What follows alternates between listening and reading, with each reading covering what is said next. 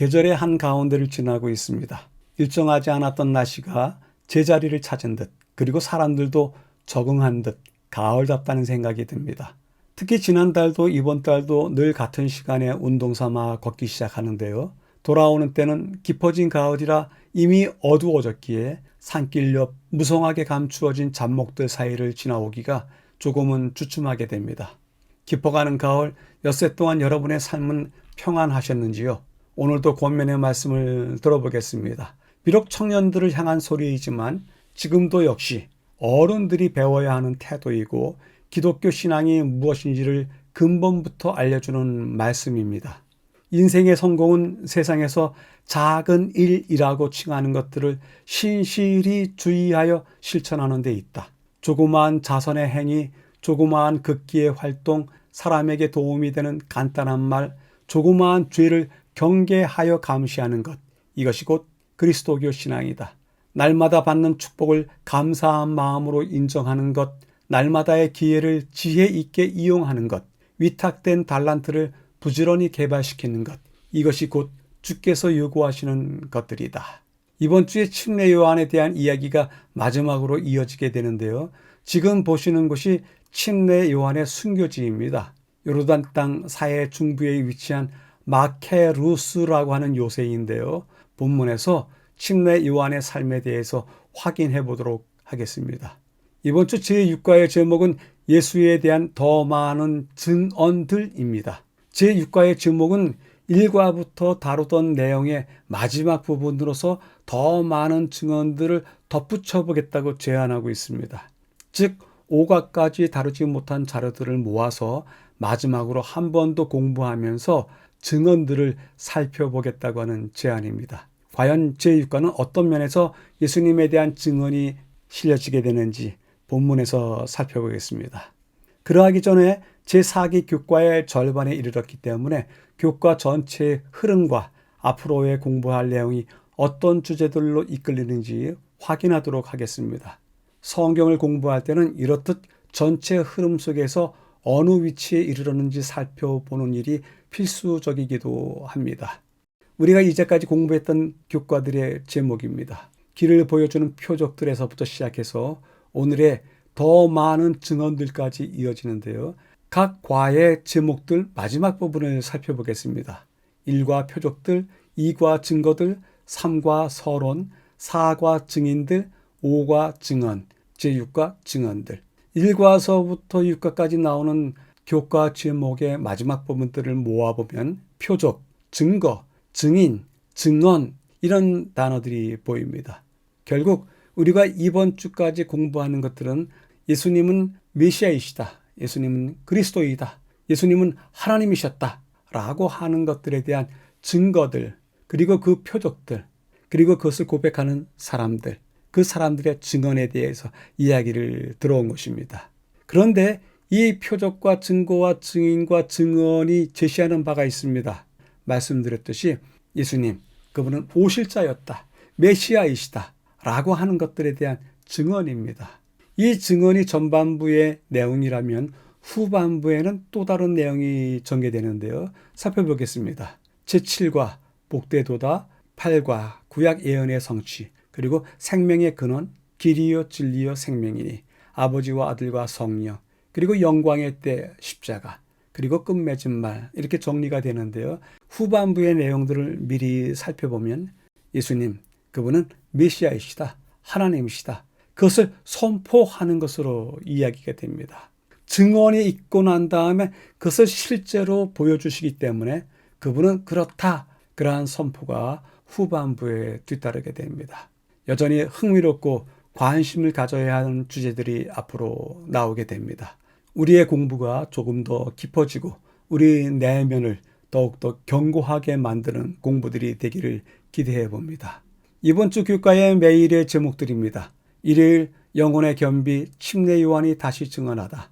월요일 메시아에 대한 새로운 이해, 화요일 환호와 거절, 수요일 아버지의 증언, 목요일 군중의 증언. 각 날의 범위에서 알 수 있듯이 이번 주 주요 내용은 주님의 사역 중에서 2차적으로 나타나는 증언들을 찾아보고 그 의미를 다루고 있습니다.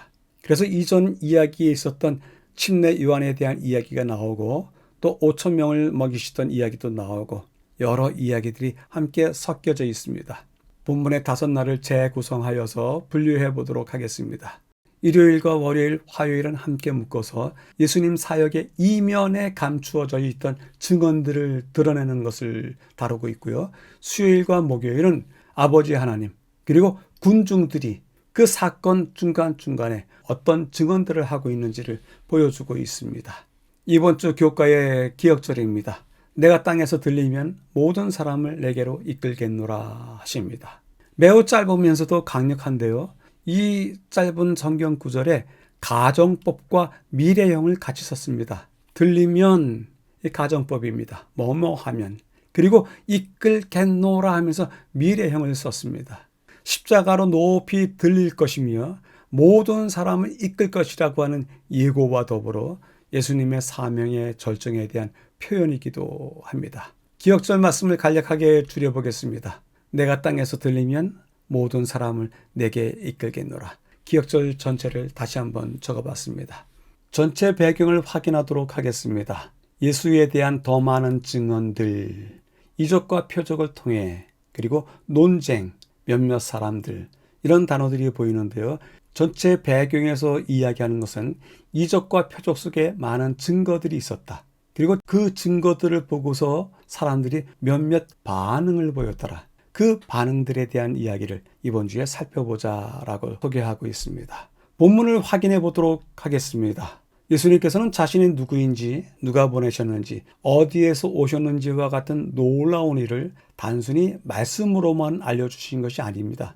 예수님은 이적과 표적을 통해서 당신이 누구인지를 보여주셨습니다. 때문에 어떤 이들은 예수님에 대해서 그리스도께서 오실지라도 그 행하실 표적이 이 사람이 행한 것보다 더 많으랴라고 공개적으로 증언하기도 했습니다. 예수님께서는 당신이 말씀하신 것이 진실하다는 것을 행동으로 또한 뒷받침하셨습니다. 그럼에도 불구하고 이야기가 진행되면서 사람들 사이에는 분란이 시작됩니다. 베데스다 연못에서 병자를 고치신 일은 일부 지도자들의 분노를 일으켰습니다. 5천 명을 먹이신 후 가버나움에서 있었던 논쟁은 군중이 예수님을 거부하는 결과를 낳았습니다. 죽은 나사로의 부활은 어떤 이들에게는 믿음을 주었지만 어떤 이들에게는 예수님을 재판으로 그리고 처형으로 이끄는 적대감을 불러일으키기도 했습니다. 이번 주 교과는 예수님을 목격하고 증언한 몇몇 사람들에 대해서 다시 한번 이야기하는데요. 각각의 사건은 예수님께서 실제로 누구인지에 대한 몇 가지 측면을 잘 드러내주고 있습니다. 또한 각각 사건들 다 모아서 메시아이신 예수님이 어떤 분이신지를 더 잘 이해하도록 이끌어주기도 합니다. 전체 배경을 요약해 보겠습니다. 예수님의 모든 사역에 대한 진실하심, 행동으로 증명했다. 그럼에도 불구하고 분노하는 사람들, 거부하는 사람들, 적대하는 사람들이 있었다. 그러나 믿음으로 받아들이는 사람들도 있었다. 이제 사건의 목격자들, 그분을 알아가게 되는데 우리 역시 목격자로서 그분을 이해하지 않겠는가라고 요약할 수 있겠습니다. 여쭤보겠습니다. 예수님께서는 말씀하신 것에 대해서 진실하시고 행동에 대해서도 진실하다라고 하는 것을 무엇으로 증명할 수 있겠습니까? 우리의 증명이 혹시 증거가 될 수 있지 않을까 생각이 들어서 여쭤보게 됩니다. 첫째 날입니다. 영혼의 겸비 침례 요한이 다시 증언하다. 예수를 질투하고 있다. 그의 사명이었다. 다시 한번 증인이란 어떤 자인지 우리에게 보여준다라고 하는 단어들이 보이는데요. 첫째 날 이야기를 전체 모아보면 기존 질서에 들어가시는 예수님의 사역, 질투가 있게 된다. 그런데 하필 그 질투가 요한의 제자들에 의해서 이루어지는 것을 보게 되고요. 그럼에도 불구하고 침례 요한 자체는 자기가 사명을 가진 자인 것을 증언하고 있다. 그는 사명자이다. 증인이다. 가르쳐주고 있습니다. 확인해 보도록 하겠습니다. 사과에서 침례 요한의 증언으로 첫 번째 제자인 안드레, 요한, 베드로, 빌립, 나다나엘이 어떻게 예수님께 이끌렸는지 보았습니다.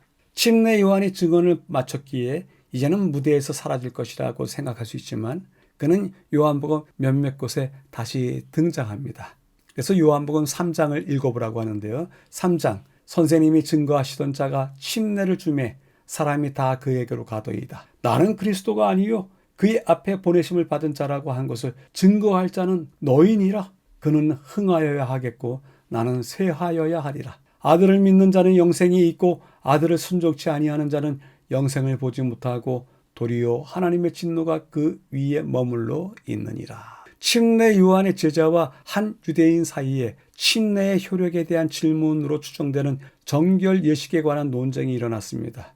그리고 그 논쟁에 대한 질문을 해결하기 위해서 제자들이 침례 요한을 찾아왔습니다. 그런데 뜻하지 않게 그들은 예수님을 언급하면서 침례를 베풀매 사람이 다 그에게로 가더이다 라고 말했습니다. 제자들이 그렇게 말한 이유는 분명합니다. 그들은 자신들의 형편과 스승을 생각하면서 예수님을 질투하고 있는 것입니다. 가운데 부분입니다. 요한도 이런 질투에 빠지기 쉬웠겠지만 그는 자신의 사명이 무엇인지 알기에 그렇게 하지 않았습니다. 그는 제자들에게 자신이 그리스도라고 주장한 적이 없음을 상기시킵니다. 오히려 그분을 가리키고 그리스도를 위해 길을 예비하고 그분의 증인이 되는 것이 나의 사명이다 라고 이야기합니다. 또한 너희들이 그것을 증언해야 된다라고 이야기까지 합니다. 침례 요한은 예수님을 결혼식의 신랑으로 비유하고요. 이 비유에서 신부는 하나님의 백성이고 자신은 신랑의 친구로서 기쁨이 충만하다고 이야기합니다. 그리고 이어진 그는 흥하여야 하겠고 나는 쇠하여야 하리라는 말을 통해서 요한이 진정 위대한 사람인 것을 다시 한번 느낄 수 있게 됩니다. 마지막 부분에서는요. 요한복음 3장 31절 36절은 예수님과 요한을 비교하면서 메시아의 우월하심을 나타내고 있는데요. 요한은 여전히 예수님을 가리키고 있기에 다시 한번 증인이란 어떤 사람인지를 보여주고 있습니다. 그 증언을 받아들이고 예수님을 믿는 사람은 영생을 얻는다. 그분을 영접하지 않는 사람은 하나님의 진노 아래 머물러 있다. 이것이 본문이 말하는 것입니다. 하나님은 세상을 사랑하셔서 세상을 구원하기 위해서 그의 아들을 보내셨습니다. 그러나 이러한 선물을 거부하는 사람들은 자신의 죄에 대한 대가를 받게 될 것입니다. 첫째 날 이야기가 사과에 나오는 침례 요한과 다르게 예수님에 대한 더 많은 증언들에 속하는 까닭은 영접하는 자에 대한 이야기를 하면서 영접해야 되실 그분은 메시아이시다, 그리스도이시다, 하나님이시다 라고 전하고 있는 것입니다.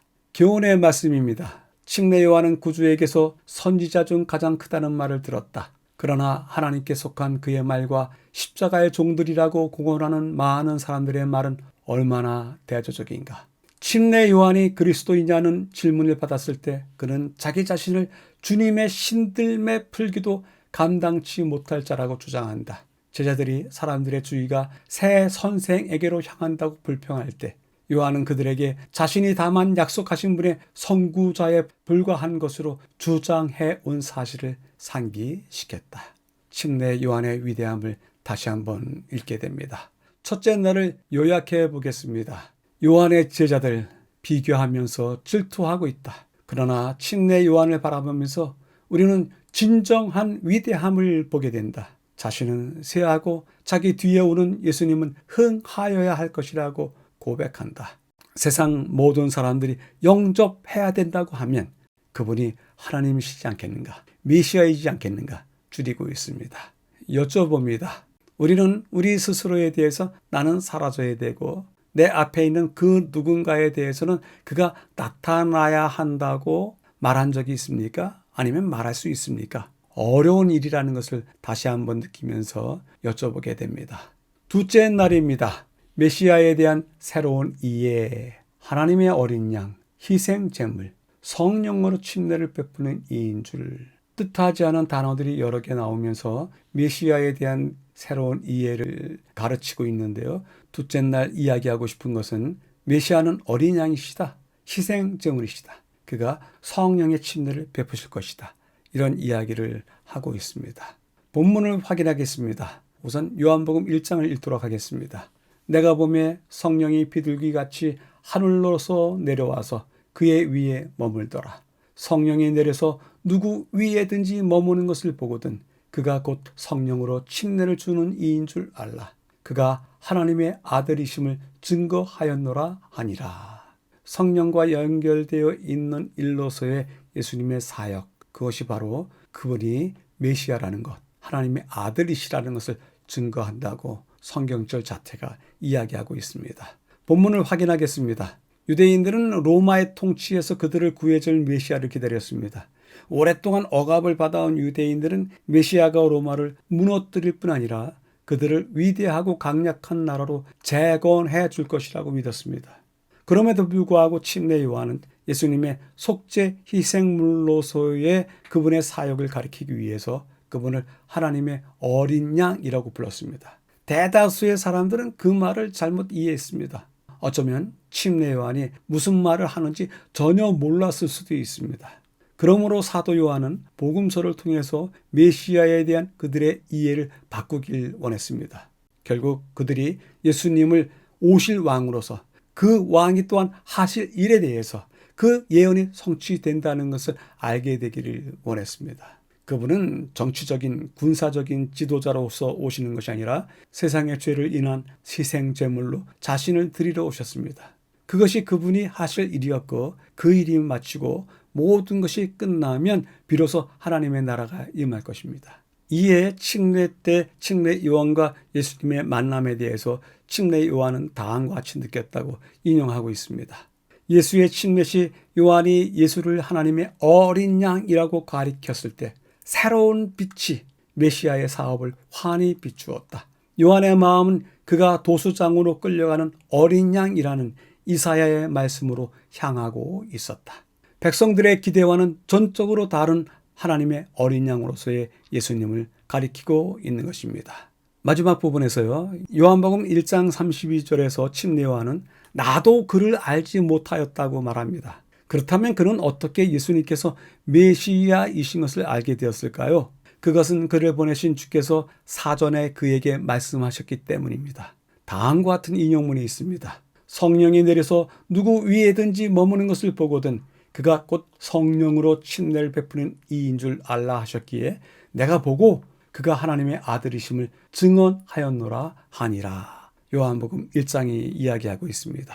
그것은 하나님께서 침례 요한에게 예수님이 메시아라는 사실을 계시하셨음을 말합니다. 그리스도는 하나님의 능력이고 하나님의 지혜이십니다.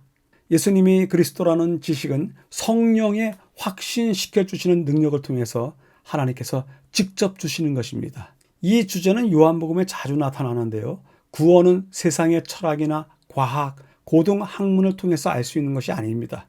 오직 예수님께 믿음과 순종으로 드리는 마음 속에 하나님께서 역사하시는 것입니다. 둘째 날에 더 많은 증언에 대해서 이야기하는 바는 침례 요한의 고백이 아니라 예수님의 사역에 대한 성령의 계시가 충만히 임한 모습, 즉 침례 시에 보았던 예수님의 어린 양 되심과 그의 위에 성령이 임하셨고 또한 성령으로 침례를 주게 될 때 그분이 하나님의 아들이심을 보게 될 것이라고 하는 증언들이 둘째 날 이야기하는 더 많은 증언들에 대한 이야기입니다. 교훈은 다음과 같이 이야기합니다. 그러나 침례 요한은 그리스도에 대한 자기의 믿음을 버리지 않았다. 하늘에서 들린 음성, 성령의 비둘기 같은 강림, 예수의 흠없는 순결성, 그리고 요한이 구주 앞에 나갔을 때 그에게 임하셨던 성령의 능력, 성경 예언들의 증언 등 이러한 모든 기억은 나사렛 예수가 약속된 분이심을 증거하는 것이었다. 둘째 날을 요약해 보도록 하겠습니다. 메시아를 오해하고 있었다. 그럼에도 불구하고 침례 요한은 희생당하실 어린 양으로서 예수님을 소개하고 있다. 어린 양의 사명, 그것은 새로운 빛으로 백성들의 사상을 바꾸는 데 있었던 것이다. 그리고 메시아에 대한 지식, 우리가 어떻게 가질 수 있는 것인가? 성령으로 확신하는 것이다. 그 확신은 또한 하나님께서 주시는 것이다. 라고 말씀하시고 계십니다. 여쭤보게 됩니다. 예수님은 메시아라고 하는 지식, 알매 차원을 넘어서 우리에게 중생의 동기가 됩니까? 어떻게 느끼면서 이것이 중생의 동기가 될까요? 우리의 경험들을 되돌아보자고 하는 입장에서 말씀을 드려봅니다. 둘째 날까지 침례 요한의 경험을 이야기하면서 교과 전체에서 침례 요한을 마지막으로 등장시켰는데요. 그에 대한 이야기를 우리의 삶의 흔적이 되도록 간추려 보겠습니다. 침례 요한은 예루살렘 남쪽에 있는 깊은 숲속 마을 에인 케렘에서 태어났고요. 유다 광야와 사해가 맞붙어 있는 쿰란에서 청소년기와 청년기를 보냈으리라 추측이 됩니다. 그리고 결국에는 사해 저쪽에 있는 요르단의 헤롯의 궁전이며 요새인 마케루스에서 생을 마감했습니다. 그가 살아온 장소를 여러분들에게 보여드렸는데요. 어떤 인간 세상의 중심지는 없습니다. 숲속이고 광야이고 또 메마른 요새이고 그것이 그의 삶을 대표하는 세 장소입니다. 그러한 침례 요한에 대한 삶에 대해서 예수님은 다음과 같이 말씀하십니다. 마태복음 내가 진실로 너희에게 말하노니 여자가 낳은 자 중에 침례 요한보다 큰 이가 일어남이 없도다. 요한복음 5장 35절 요한은 켜서 비추는 등불이라 너희가 일시 그 빛에 즐거이 있기를 원하였거니와 라고 두 번씩 침례 요한에 대한 평가를 하십니다. 특별히 요한복음 5장에 나와 있는 말씀은요. 조금 더 쉽게 표현한 쉬운 성경이 있어서 전해보면요. 요한은 타면서 빛을 내는 등불이었다. 그래서 너희는 그 빛 가운데서 잠시 기뻐하려고 하였다. 요한은 타면서 빛을 내는 등불이라고요. 자신을 태워가면서 주님에 대한 이야기를 하는 등불로서 요한을 소개하고 있습니다.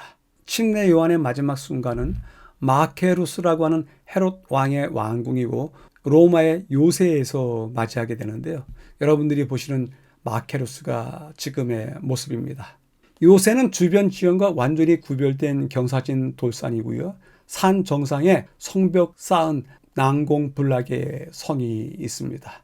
위에서 보더라도 마케루스 제일 위에는 궁전 터로서만 남아 있습니다.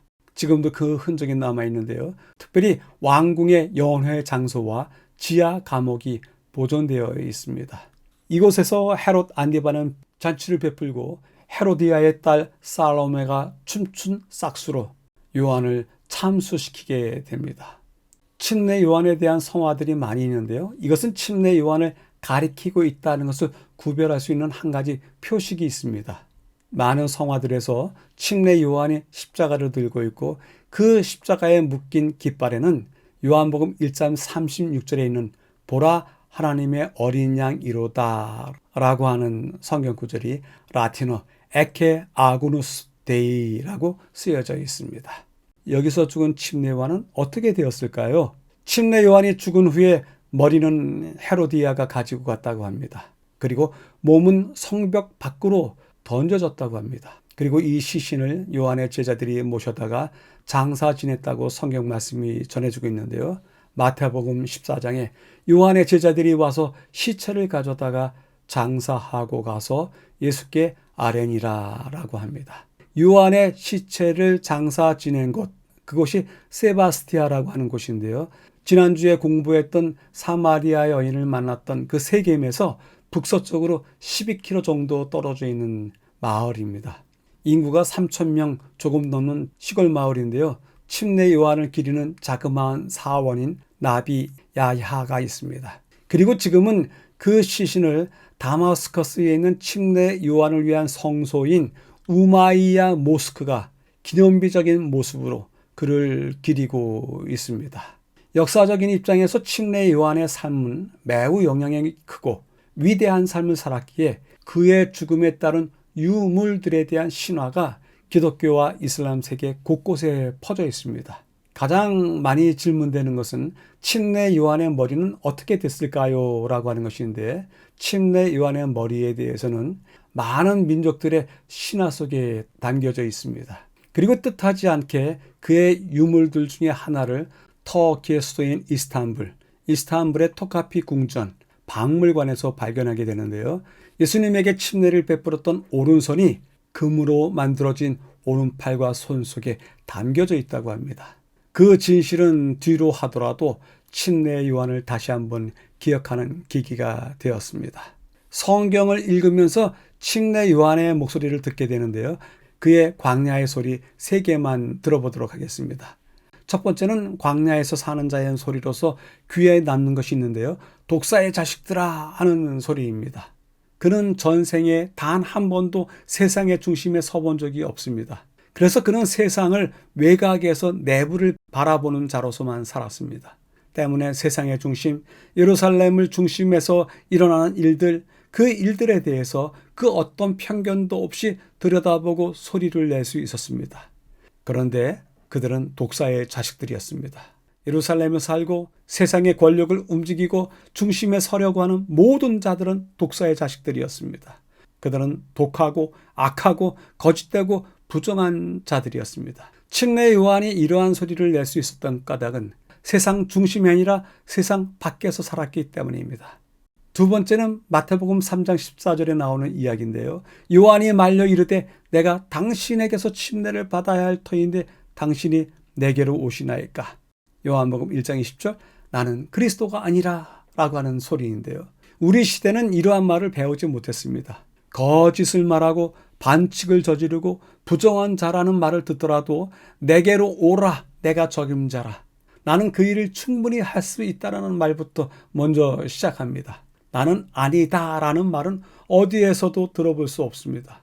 하나님께서 그가 필요하다고 그에게 일을 맡긴다 하더라도 하나님의 일과 그분의 부탁보다도 자신을 자랑하는데 더 익숙한 사람들이 바로 우리들입니다. 우리는 단 한 번도 나는 아닙니다, 당신이 먼저입니다 라고 하는 이야기를 해본 적이 없는 사람들이 분명해 보입니다. 세 번째는 요한복음 3장 27절에 나오는 말씀인데요. 요한이 대답하여 이르되 만일 하늘에서 주신 바 아니면 사람이 아무것도 받을 수 없느니라 라는 말씀으로 우리가 살아가야 하는 바를 가르쳐주고 있습니다. 우리 시대는 권력으로 풀어나가는 시대입니다. 그렇기 때문에 모두가 위임하지도 않았지만 자신의 욕망대로 다스리려고 하는 권력욕이 있는 사람들이 있습니다. 얻을 수도 없음에도 불구하고 얻고자 하는 지위와 명예 때문에 그 모든 것들을 돈으로 송두리째 사버리는 재물의 권력으로 탐하는 사람들이 있습니다. 다스리는 권력, 재물의 권력, 이 두 권력을 양손에 쥐어진 채 횡포를 부리는 시대가 지금 이 세상의 모습입니다. 이런 것들이 사실은 세상을 움직이는 법칙이고 근간이기에 세상에 사로잡힌 자 누구든지 그렇게 합니다. 그런데 예루살렘에 속한, 예루살렘 성전에 속한 사람들도 그러했습니다. 만일 하늘에서 주신 바 아니면 사람이 아무것도 받을 수 없다고 외치는 칙내 요한이 그리워지고 그의 목소리를 다시 한번 듣고 싶습니다.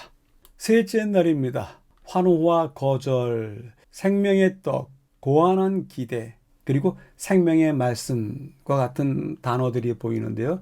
이러한 단어들을 통해서 셋째 날을 요약해 본다면 생명의 떡, 그것을 통해서 백성들의 사고와 삶이 변화되도록 이끌기 원했다. 그럼에도 불구하고 라고 요약해 볼 수 있겠습니다. 요한복음 6장부터 읽어보겠습니다. 나는 하늘로서 내려온 산떡이니 사람이 이 떡을 먹으면 영생하리라. 떡은 곧 세상의 생명을 위한 내 살이라. 이러므로 유대인들이 서로 다투어 가로되 이 사람이 어찌 능히 제사를 우리에게 주어 먹게 하겠느냐. 내 살은 참된 양식이요 내 피는 참된 음료로다. 내 살을 먹고 내 피를 마시는 자는 걸림이 되느냐. 제자 중에 많이 물러가고 다시 그와 함께 다니지 아니하더라. 마지막에 나오는 66절의 이야기가 매우 인상적입니다.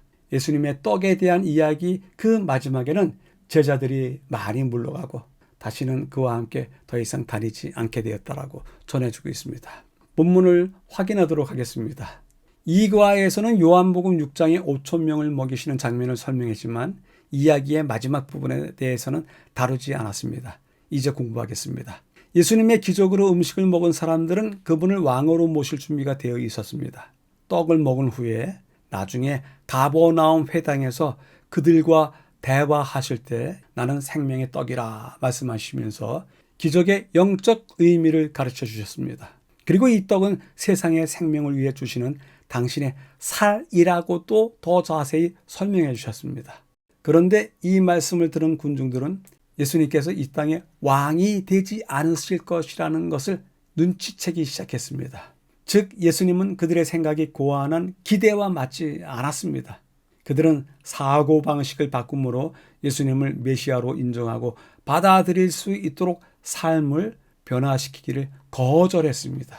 이때 그분의 제자 중 많은 사람이 주님을 떠났습니다. 인간적인 관점에서 볼 때 그러한 일은 예수님께도 힘든 일이었을 것입니다. 군중들의 환호는 기쁜 일입니다. 누가 추앙받는 것을 마다하겠습니까? 그럼에도 불구하고 많은 사람이 떠나가면서 자신의 원칙에 의문을 제기하는 모습을 보는 것은 예수님에게도 낙담할 만한 일이었습니다. 군중이 떠나는 것을 본 예수님은 핵심 세력인 12 제자들에게 떠나고 싶은지 묻습니다. 베드로의 신앙 고백이 있는데요. 매우 놀라운 고백입니다. 주여, 영생의 말씀이 주께 있사오니 우리가 누구에게로 가오리이까? 주는 하나님의 거룩하신 자이신 줄 믿고 알았사옵나이다. 제자들은 예수님과 몇 년을 같이 지내는 동안에 함께 여행하고 기적을 보고 그분의 말씀을 들었습니다. 그 경험을 통해서 예수님과 같은 분은 없다는 것을 알았습니다. 비록 예수님이 오신 목적을 다 이해하지 못했고 주변 상황이 절대 우호적이지는 않았지만 그래도 제자들은 예수님이 분명히 메시아라고 하는 확신을 가졌습니다. 그들은 예수님께서 죽으시고 부활하신 후에 마침내 그분이 오신 이유를 모두 이해하기 시작했습니다. 셋째 날에 이야기해주는 더 많은 증언은 백성들이 떠나는 속에서도 베드로가 고백한 이야기 속에 나와 있는 진술이 그 증언입니다. 주여, 영생의 말씀이 주께 있사오니 바로 이것이 예수님 안에 있는 영생의 말씀, 그것이 예수님이 메시아라고 하는 사실을 증언하였던 것입니다. 교훈은 다음과 같이 이야기합니다. 예수께서 다윗의 보좌에 앉으시기를 열렬히 기대하였던 제자 중 다수가 예수께 그런 의사가 전혀 없음을 알아차리고 그를 떠나가 버렸다. 그러나 베드로와 그의 동료들은 저희의 충성을 버리지 아니하였다. 어제는 찬양하고 오늘은 저주한 자들의 흔들리는 행동이 구주의 참 제자들의 믿음을 파괴하지 못하였다. 베드로는 주께서 왕의 영예를 가지시기를 기다리지 아니하고 경비함을 입으신 그분을 받아들였다. 베드로가 매우 귀중한 고백을 하였던 것을 다시 한번 확인하게 됩니다. 셋째 날을 요약해 보도록 하겠습니다. 기적의 영적 의미, 떡이다, 살이다. 영적 의미를 찾아야 되지 않겠는가? 주님께서는 사고 방식을 바꾸게 하고 그것을 통해서 변화를 이끄시길 원하셨던 것이다. 다 떠나는 중에 있더라도 제자들은 그들의 경험을 통해서 예수님을 주님으로 확신했다. 영생이 주께 있다는 것을 그들은 보고 들었기 때문에 확신했다. 라고 요약할 수 있습니다. 여쭤보겠습니다. 내 삶을 바꾸게 된 동기로서 어떤 신앙적 경험이 있었습니까? 그때로부터 이전과 이후는 완전히 달라졌다라고 하는 어떤 경험이 있을까요? 여러분들 모두가 담고 있을 터입니다. 확인해 보시게 되길 바랍니다. 이제는 셋째 날을 보충해 보겠습니다. 지난주에 주님께서 사마리아 여인과 하셨던 대화법을 담론이라고 설명한 일이 있었는데요. 이에 대한 신학적 연구는 많이 있습니다. 그리고 그 담론 중에 산상수훈과 생명의 떡은 많은 대중과 나누셨던 담론이라고 말씀드렸던 바가 있는데요. 셋째 날은 그 큰 담론 중에 하나인 생명의 떡에 대해서 이야기하는데요. 생명의 떡과 어울리게 생명의 물 한 쌍으로 이루어서 확인해 보는 것 재밌을 듯 싶어서 준비를 했는데요. 확인해 보도록 하겠습니다. 우선은 도입 부분에서 다루는 주제를 서로 공유할 수 있는 대상으로 대화를 시작합니다. 사마리아 여인과는 물을 달라. 어찌 달래야 하십니까? 누구인 줄 알았더라면. 이러한 방식으로 대화가 시작되고요. 오병이어의 5,000명들과는 그들이 떡을 먹었습니다. 12바구니를 모았습니다. 그들이 오실 그 선지자라 하면서 그들이 경험한 기이한 일들에 대해서 예수님과 충분히 이야기할, 공유할 대화거리가 생겼습니다. 두 번째는 이 다루는 문제에 대해서 주님께서는 영적으로 전환시키십니다. 즉 내면적으로 그들이 살펴볼 수 있도록 첫 번째 다루었던 주제를 영적으로 전환시키는데요. 그 영적으로 전환시킬지라도 그 대상들이 약간은 낌새를 느낍니다. 솟아나는 샘물이 되리라. 주님, 이 우물태에 오지 않게 해주십시오. 목마르지 않게 해주십시오. 내 남편 데려오라. 말을 슬쩍 돌립니다. 이 산이 어떻고 저 산이 어떻고 신령과 진정을 하라. 내면에 있는 이야기들을 둘러싸고 투쟁을 벌이도록 더 깊은 데 이끌 수 있도록 전환점을 삼을 수 있도록 주님께서 이 여인을 깊게 끌고 들어가셨습니다. 마찬가지로 5천 명을 먹이시던 그날도 그렇게 하셨습니다. 백성들이 하는 이야기가 여인이 했던 이야기와 동일합니다. 영원토록 솟아나는 생물을 주십시오라고 했던 여인의 요구처럼 백성들도 떡을 항상 주십시오. 생명의 떡인 내 살과 피를 먹으라. 수군거리기 시작합니다. 이 수군거렸다고 하는 것은 내적으로 투쟁하고 있다는 것을 보여주고 혼돈 속에 빠진 것을 보여줍니다. 그리고 자신들끼리 서로 다투는 것입니다. 이 어떤 전환점을 향한 싸움이 그들 안에 실제로 있었던 것입니다. 그럼에도 불구하고 마지막 부분에 가서 그 결과가 나타나는데요. 사마리아 여인에게 있어서 오실 이가 오시면이라고 하는 고백을 했을 때 내가 그로다 하는 결정적인 진술을 얻게 됩니다. 그러자 여인이 예수님을 선택하고 물동이를 버려두고 내려가서 예수님을 이야기하기 시작합니다. 반면에 5천 명 그 사람들은 그 살을 먹고 피를 마시라고 하는 그 결정적인 진술에 대해서 나의 말은 곧 영이요 생명이라 라고까지 하시면서 자신에 대한 진술을 결정적으로 하심에도 불구하고 이 백성들은 그 말씀이 참으로 어렵도다 하면서 물러가는 길을 선택했습니다. 그래서 생명의 물과 생명의 떡에 대한 이 두 담론은 같은 방식으로 흘러가지만 다른 결과를 가져오게 됩니다. 자, 이제는 우리 차례입니다. 우리가 주님에게 주님과 공통적으로 이야기할 수 있는 우리 삶을 말씀드리고 그분이 무엇이라 말씀하시는지 들어보고 그것이 우리 자신의 내적 삶을 변화시키는지 확인할 시간이 되었습니다. 우리 모두에게도 내가 내 인생을 이끌어갈 그로다라고 하는 허락과 소리가 함께 있기를 기대해 봅니다. 넷째 날입니다. 아버지의 증언, 하나님과 함께 결정적인 때, 그리고 하나님의 어린 양의 위대한 희생, 이런 단어들이 보이는데요. 넷째 날은 아버지 하나님께서 아들 예수님에 대해서 증언하시는 모습을 보여주고 있는데요. 본문을 확인하겠습니다. 요한복음 5장 36절 내게는 요한의 증거보다 더 큰 증거가 있으니 나의 하는 그 역사가 아버지께서 나를 보내신 것을 나를 위하여 증거하는 것이요 아버지께서 친히 나를 위하여 증거하셨느니라. 너희는 아무 때에도 그 음성을 듣지 못하였고 그 형령을 보지 못하였으며 그 말씀이 너희 속에 거하지 아니하니 이는 그의 보내신 자를 믿지 아니함이니라 라고 말씀하십니다. 읽은 성경절만으로도 아버지 하나님께서 아들 하나님에 대해서 증언하셨던 것, 증거하셨던 것을 확인할 수 있습니다.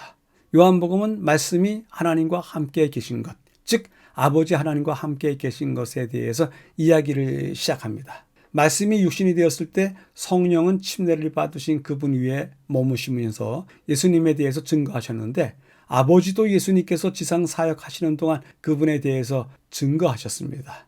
예수님은 자신의 행한 일과 기적을 아버지와 늘 연결시킵니다.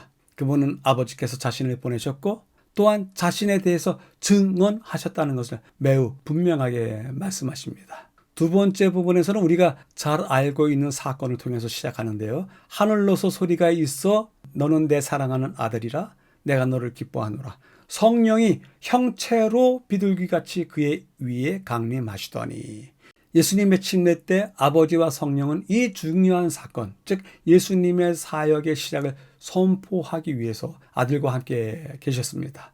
아버지께서는 예수님이 당신의 기뻐하시는 사랑하는 아들이라고 말씀하십니다. 그리고 그리스도의 사역의 또 다른 결정적인 때에 아버지께서 다시 한번 말씀하셨음을 요한은 기록하고 있습니다.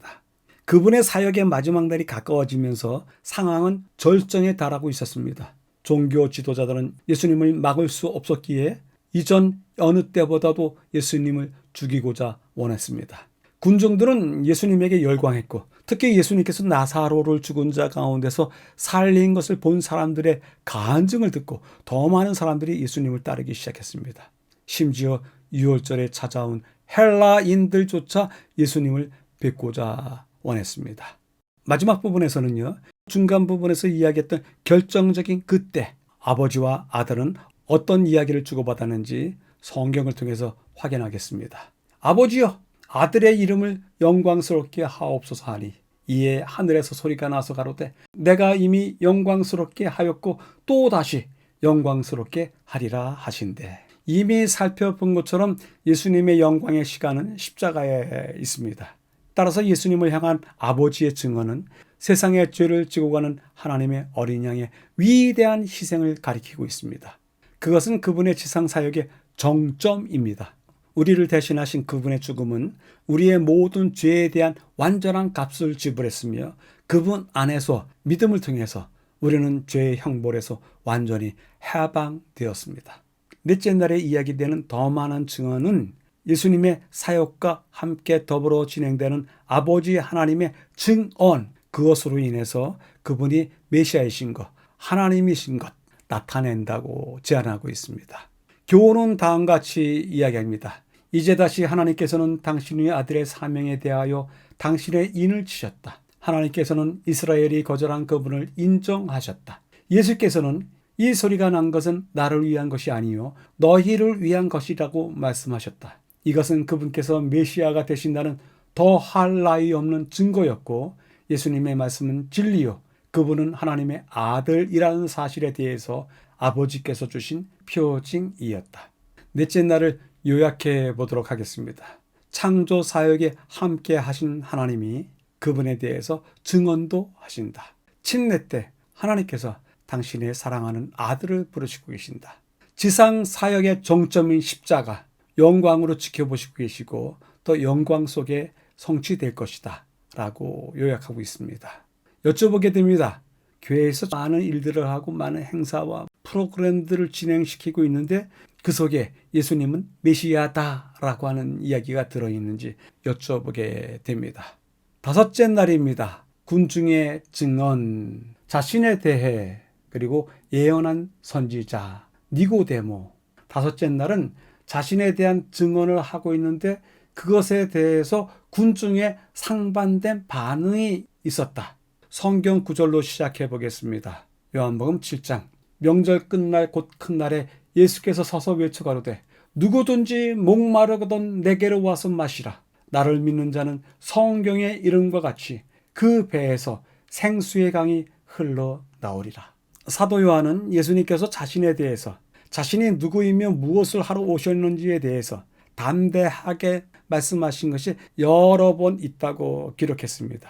시작하면서 읽었던 요한복음 7장에서 예수님께서는 자신에 대해서 말씀하십니다. 그리고 자신에게 오는 모든 사람들에게 무엇을 하실 것인지에 대해서도 말씀하셨습니다. 매우 놀라운 예수님의 증언이고 주장입니다. 두 번째 가운데 부분을 위해서 우선 성경 말씀을 읽도록 하겠는데요. 혹은 이가 참으로 그 선지자라.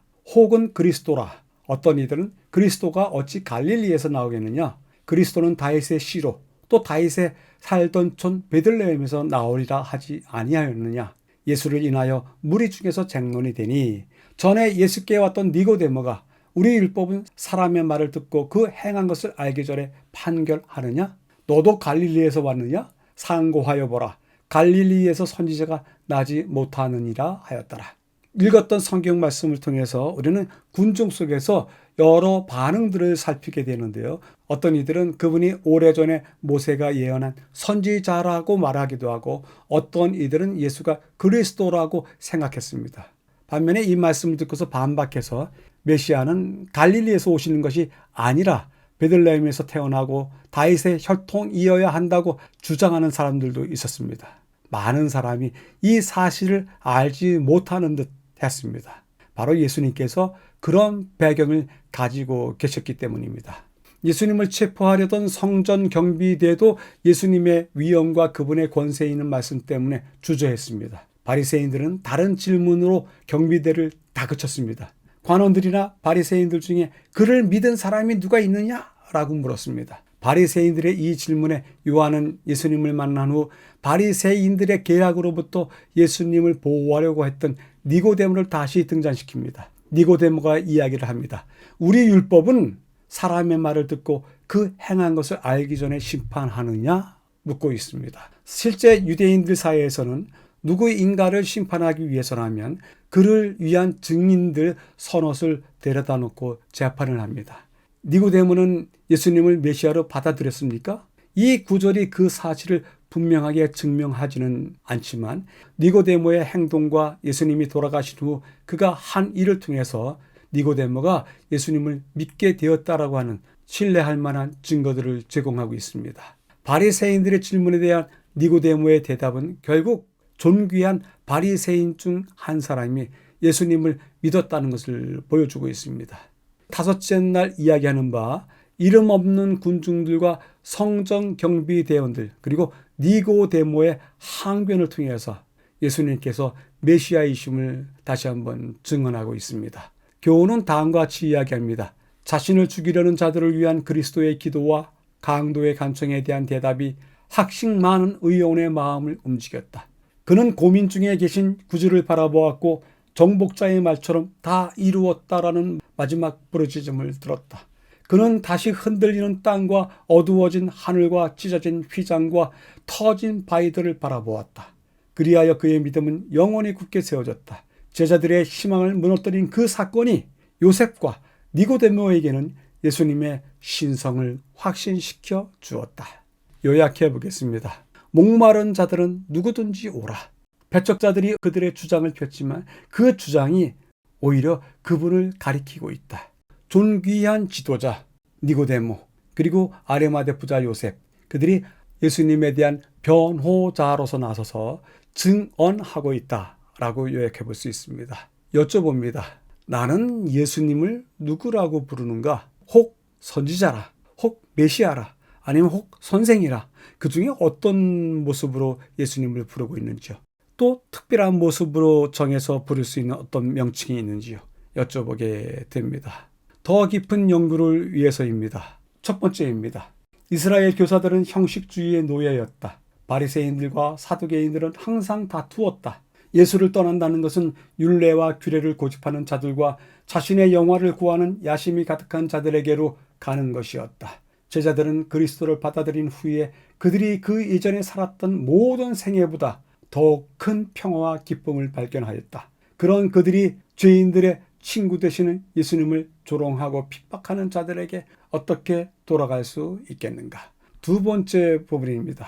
구주께서 당신의 놀라운 이적을 목도하였던 바로 그 사람들에게 버림을 받으실 때 베드로는 주는 하나님의 거룩한 자라는 말을 함으로써 제자된 믿음을 고백했다. 영혼의 닻을 잃는다는 생각만 하여도 그들의 마음은 공포와 고통으로 가득 찼다. 구주를 잃는다는 것은 캄캄하고 폭풍을 치는 바다에 표류하는 것이나 다름없었다. 자신에게 질문하기입니다. 성경을 읽으면서 발견한 예수님은 무엇이었습니까?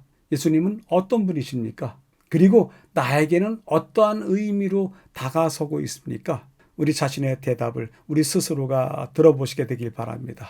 오늘의 교과를 세 줄로 요약해 보도록 하겠습니다. 새로운 고백으로 메시아를 발견하자. 메시아에 대한 고백, 새롭게 발견하자. 하나님, 예수님을 어떻다라고 증거하셨는데 과연 하나님은 나에 대해서 어떻다라고 증거하실까요? 그리고 마지막으로 예수님을 증언하고 증거하는 자로서의 삶을 준비하자라고 요약해 보겠습니다. 본 학교의 교과 연구에 참여해 주신 여러분들께 감사드립니다. 다음 주에 다시 뵙겠습니다. 감사합니다.